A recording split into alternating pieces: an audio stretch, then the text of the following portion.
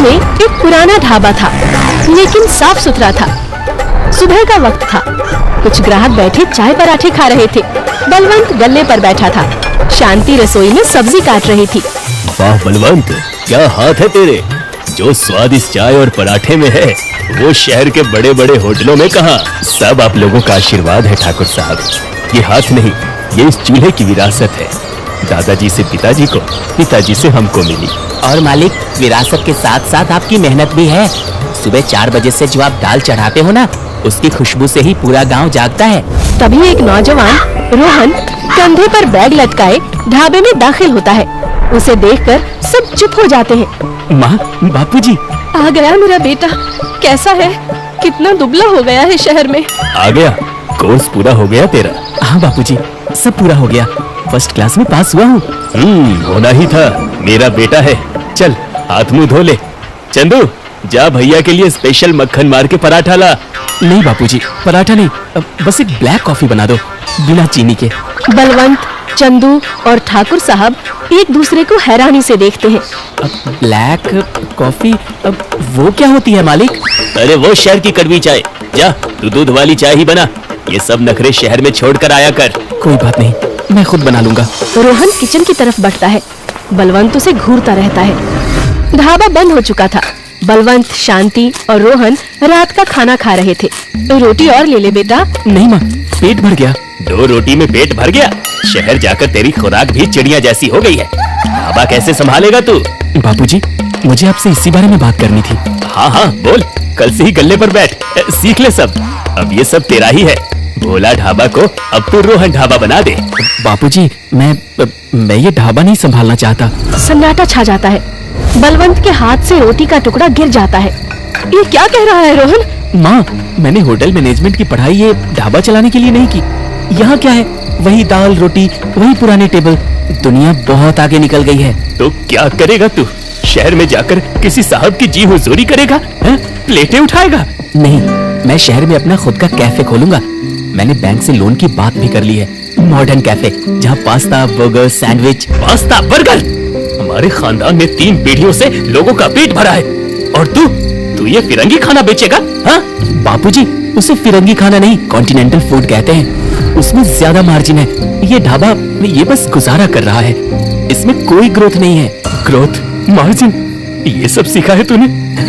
विरासत का मतलब नहीं सीखा? जिस ढाबे ने तुझे पढ़ा लिखा कर इतना बड़ा किया, आज तुझे उसी में ग्रोथ नहीं दिखती। मैं आपको नहीं समझा सकता बापूजी, आप बस अपनी दाल रोटी से आगे सोचना ही नहीं चाहते। ठीक है, मत सोच, पर एक बात कान खोल कर सुन ले। अगर तूने शहर में वो अपनी दुकान खोली तो इस ढाबे के दरवाजे तेरे लिए हमेशा के लिए बंद। बलवंत गुस्से में बाहर चला जाता है। रोहन चुपचाप बैठा रहता है और शांति रोती रहती है।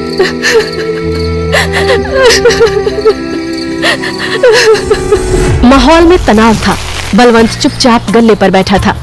रोहन एक कोने में लैपटॉप खोले बैठा था और चंदू ग्राहकों को संभाल रहा था। भैया, मालिक से बात कर लो, कल रात से खाना नहीं खाया उन्होंने। क्या बात करूं चंदू? अरे वो मेरी बात समझना ही नहीं चाहते। तभी एक टूरिस्ट बस ढाबे के बाहर रुकती है। उसमें से 5-6 कॉलेज के छात्र छात्राएं अंदर आते हैं। ढाबा भर जाता है। अंकल, यहाँ पिज्जा मिलेगा? यहाँ दाल रोटी मिलती है। खाना है तो बैठो, वरना आगे बढ़ो। यार कितना रूड है। चलो यार, कहीं और चलते हैं। आधे लोग उठकर जाने लगते हैं। रोहन ये देख रहा था। वो फौरन उठता है। रुकिए, प्लीज बैठिए। पिज्जा तो नहीं, पर हमारे पास कुछ ऐसा है जो आपको पिज्जा से भी अच्छा लगेगा। सब रुक जाते हैं। बलवंत हैरानी से रोहन को देखता है। चंदू, सबको पानी दो। माँ, जल्दी से आटा और मैदा निकालो। अरे ये क्या कर रहा है तू? बापूजी, बस 15 मिनट, आज आप बस देखो। रोहन तेजी से काम करने लगता है। वो पराठे का आटा लेता है, उसमें सब्जियां, पनीर और कुछ मसाले मिलाता है। वो तवे पर तेल की जगह मक्खन का इस्तेमाल करता है। चंदू, हरी चटनी और दही ले आ, प्लेटें साफ कर। 10 मिनट बाद रोहन प्लेटों में पराठे को पिज्जा की तरह तिकोना काटकर ऊपर से पनीर घिसकर और मक्खन डालकर लाता है। ये है देसी पिज्जा, ट्राई कीजिए।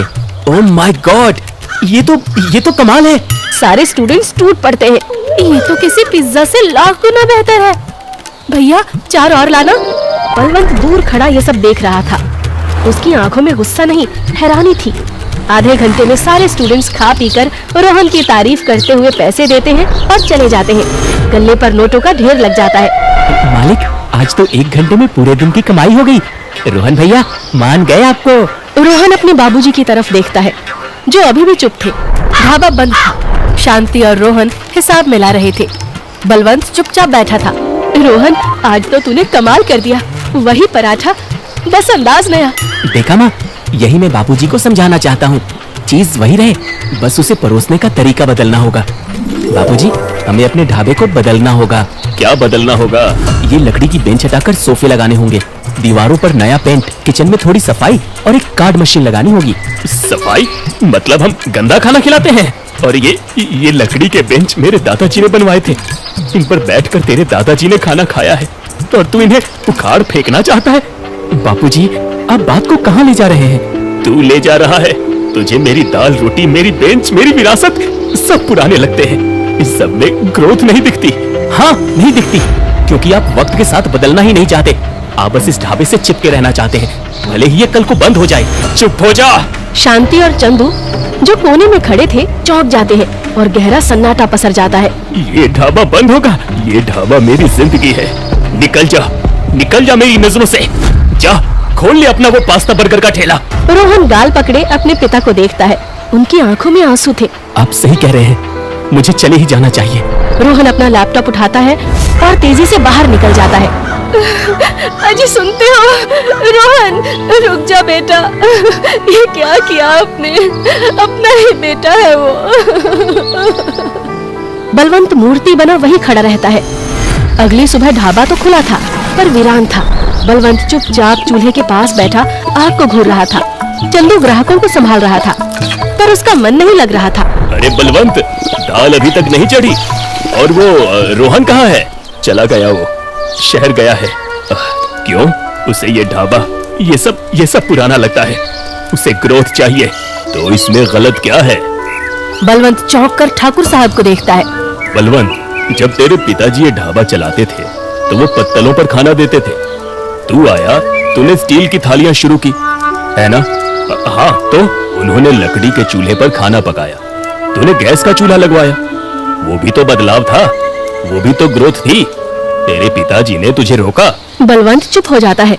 बेटा, विरासत का मतलब चीज को ज्यों का त्यों पकड़ कर रखना नहीं होता। विरासत का मतलब होता है उसकी आत्मा को जिंदा रखना। आत्मा? हाँ, इस ढाबे की आत्मा है स्वाद और अपनापन। वो नहीं बदलना चाहिए, लेकिन जमाना बदल रहा है तो परोसने का तरीका तो बदलेगा ही। तेरा बेटा जड़ें नहीं काट रहा, अरे वो बस पेड़ को नई खाद पानी दे रहा है ताकि वो और फैले, और तूने उसे ही भगा दिया। बलवंत की आंखें खुल जाती हैं। उसे अपनी गलती का एहसास होता है। चंदू, भाग जा, बस स्टैंड जा, रोक उसे। रोहन अपना बैग लिए बस का इंतजार कर रहा था। बस आती है और वो जैसे ही चढ़ने लगता है, पीछे से बलवंत की आवाज आती है। रुक जा रोहन, रुक जा। रोहन मुड़कर देखता है। बलवंत उसके पास आता है। बापूजी, आप वो जो तू कह रहा था ना, कार्ड मशीन, वो कहाँ मिलेगी? रोहन हैरानी से अपने पिता को देखता है। बापूजी, और वो देसी पिज्जा जो कल बनाया था, वो आज मेनू में डाल दे। रोहन की आंखों में आंसू आ जाते हैं। वो अपने पिता के गले लग जाता है। बापूजी, मुझे माफ कर दो बापूजी। पगलेट, बाप से कोई माफी मांगता है? चल ढाबे पे, बहुत काम है। ढाबा बदल गया था। लकड़ी के बेंच अभी भी है, पर उन पर गद्दे लग गए थे। दीवारों पर ताजा पेंट और गांव की तस्वीरें थी। एक कोने में नए सोफे थे। गल्ले पर एक कार्ड मशीन रखी थी। रोहन अब गल्ले पर था और लैपटॉप पर हिसाब देख रहा था। बलवंत किचन में था, लेकिन अब उसने साफ एप्रन पहना था। रोहन भैया, 2 देसी पिज्जा और एक स्पेशल भोला दाल तड़का, टेबल नंबर 4 पे। जी चंदू काका। बापूजी, ऑर्डर आ रहा है। ठाकुर साहब बैठे थे। रोहन उनके पास आता है। और कुछ लेंगे ठाकुर साहब? कैपेचिनो ट्राई करेंगे? अरे नहीं बेटा, हम तो अपनी वही बलवंत के हाथ की अदरक वाली चाय पियेंगे। तभी बलवंत एक ट्रे लेकर आता है। उसमें चाय रखी थी और एक कप में कैपेचिनो थी, जिस पर क्रीम से स्माइली बनी थी। ये ले, तेरी वो शहर वाली कड़वी चाय, पी के देख, तेरे बापू ने बनाई है। रोहन मुस्कुराता है और कप उठा लेता है। बलवंत और ठाकुर साहब चाय पीते हैं और इस तरह गांव का ढाबा और उसकी विरासत